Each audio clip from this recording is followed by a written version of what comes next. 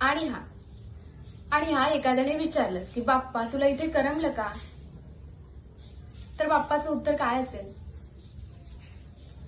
म्हणे गणेशोत्सव सुरू करण्यामागं एक गाव एक गणपती अशी कल्पना होती आणि बाप्पाची साऱ्या गावावर कृपा होती.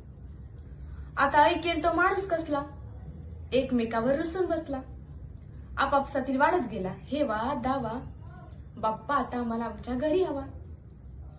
प्रस्ताव जलदेवतेला दिला, जलदेवता बोलली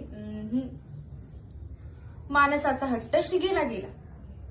तिथलाच चिखलगाळ घेतला आणि प्रत्येकानं आपला आपला बाप्पा साकारला. आनंदाचे सोहळे झाले, घर घर मिठाई मोदकांचे सुगंध दरवळले. घर कसं गजबजून गेले, बाप्पाचेही लाड झाले. आता बाप्पाच्या उंचीची चुरस लागली. चिखल माती सोडून बाप्पाची मूर्ती पीओपीची आली. उचलत नव्हता जबरदस्तीने उचलला गेला. त्याच्या नावावर भांडण तंटा राडा केला. बाप्पा थोडा नाराज झाला, मुसमुसला, रडला, आक्रोश केला. आता माणूस मोठाला बाड निघाला. त्याने मग डीजेचा आवाज वाढवला.